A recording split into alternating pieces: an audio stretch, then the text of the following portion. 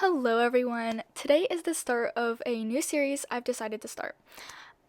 It's an analysis series where I talk about a bunch of different topics among Wings of Fire.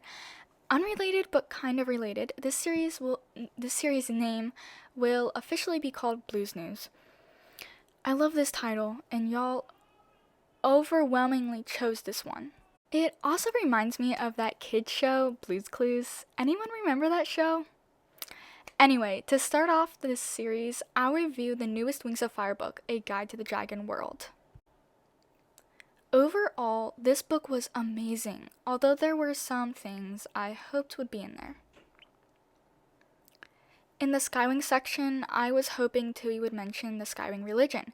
It had much potential, yet she did not elaborate on it. I thought it was really cool when it was mentioned in book 8, what with their reincarnation belief. So yeah, if you don't remember, in the 8th book, it stated how Skywings would put the bodies of the dead on top of a mountain, and I believe it sat for like a few days or whatever, while their like soul would be released into the sky, and they would come back as another Skywing. I believe this is basically correct. There might be a few points that I just kind of pulled from my brain. I do know most of it's correct, so don't really trust me on that. So basically it was their belief if they did not do the tradition, the Skywings would come back as another tribe, which is really interesting. I really like that idea. Their belief really interests me, as I love learning about religions, but sadly it was not added onto in this book. It was the epilogue of book 15 when we read about the new Silk Leaf Kingdom. What caught my attention was the democracy setup they had, consisting of Silkwings and I think a few Leafwings from my memory. Correct me if I'm wrong, please. I am too lazy to go search that up for some reason. I don't know. I've already written the script. I'm not writing it again. There was no mention of this new kingdom. I was even more disappointed with this than not reading about the Skywing religion. She really missed out on a great opportunity with this. The main thing talked about with the Silkwings was their school curriculum, some of the rules they follow, more boring stuff, like their jobs, etc., etc. It was not boring, but not fun in any way, and I really wished she would elaborate on that amazing new kingdom that they were making. It was really cool, a brilliant idea. She could have talked about how building the kingdom was going, like Cricket sending letters like, oh yes, this is awesome, and how much progress they made on turning Pantala back into the forest it was in its heyday, but it sadly wasn't in the book. It would have been really fun to read about, honestly, guys. Another thing that isn't really the most important, but I thought to add this because I think it would have been really cool to add, is that, so I know that Jerboa and Jerboa 3 were in the 14th book, but I would have loved for this book to have a little excerpt about Jerboa running away, and what happened while she was in the Sandwing stronghold, because I believe she had her queen had wanted her to enchant something and she didn't, or something along those lines. So yeah. I'd like to add, and I don't know how the editor or Tui didn't notice this, but there's this one typo in the Skywing section. Here's a picture. I'm not mad about this. Why would I be? Because it's actually really funny, and I find it so hilarious. I actually laughed the first time I saw it. It's so funny. I don't know why. It's just, I don't normally see typos in books, and I don't know. It was so funny. But no one's perfect, so I guess this book isn't either. There were so many things I loved about this book. I loved all of it, but I will only mention a few of my favorite parts. First was the second story in the Mudwings section, But Who Shall Wear the Crown? It was an amazing story, and I was hooked on reading it. I enjoyed, just, learning a little bit more about how royalty was, how royalty went, and, in the Mudwing tribe, because I wanted to see, if their mother took care of them, which was not, a fact or anything like that. But it was really fun to read, and I'm sad because Tu used the name Bayou, and I love that name for a mudwing. I wish I used that one. But I guess since kind of like how the rainwings cycle through names and they go like over each one, I maybe we maybe that's how all the tribes do it, which is cool. But you know what? I'm gonna stop rambling. In the Seawing section, I loved the excerpts from the Squidwing's Guide to Aquatic. That's a little bit of a mouthful that I cannot say.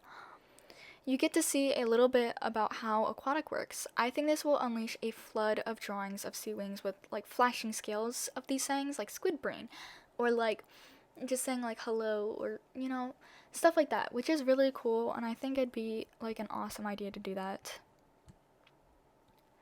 The whole Rainwing section was awesome, but I think my favorite part was the story by Kinkajou. It was so silly, and the parentheticals were mildly annoying, but so Kinkajou. And I also really liked the little guide thingy for Rainwing colors, which you get to understand more about, and so it's pretty cool. Nightwings were all pretty meh, but it was still pretty cool. Fierce Teeth's letter was really interesting, and I find it really cool about how she and Strongwings have eggs now. I know that they're not a popular ship because they're not popular characters, but I find their love for each other endearing. And it's just so sweet. I hope that Fierce Teeth would be an okay mother at least. While she's not a great morally good character, I feel like she'd still love her dragonettes. Let's hope. Fingers crossed. I also like when Moon mentions that maybe she and Starflight would start a class on mind reading and prosthetic powers. It's genius. It would help a lot of new Nightwing dragonettes with their powers. The Icewing chapter has a paper made by Caribou, an Icewing dragonette in a more poor village. It was really interesting to read about their lives, since we've only read about Icewing royalty, which is really funny to think about. But in her town, they just I believe each family named their children, at least one of their children, Caribou. So I guess that reiterates about how some tribes will cycle through names, which they kind of worship that Caribou animus dragon. I don't know. Um, Also, Mink's application was adorable because I don't know. I just love Mink. She's like all the babies are adorable. I love them so much. The little ice sculpted drawing was really cute. Love the little fox. Sky Wings. This chapter was cool, though we did miss out on the religion, like I said earlier. But the tradition they use for marriage, it was really cool. They fly in the sky and say like a few ceremonious words, and then they are married. There's no celebratory feast or dancing, just a quiet, short tradition that's very intriguing. Now, there's nothing really cool about the Pantalan tribes that I enjoyed, but the letters from the Book of Clear Sight were cool, and the map of Cicada Hive. That was cool. I really liked that drawing.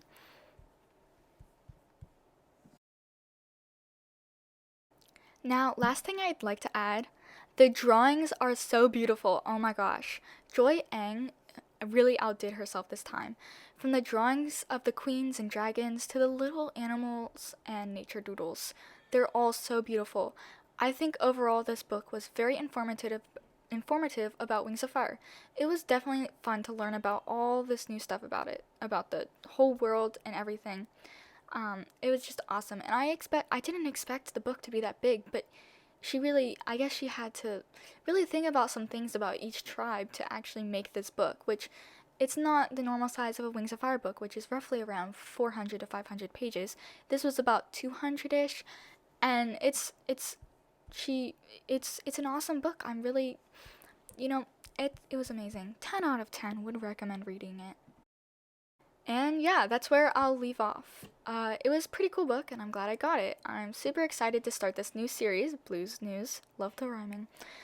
I'll be talking about ships, events that happened in Wings of Fire, characters and their development, and many other things. Just anything about Wings of Fire. whatever. If you could give me some ideas to write down, I'll try to get to as many subjects as possible. So leave your ideas for future videos, in the comments. Alrighty, that's it for today. I hope you have an amazing week.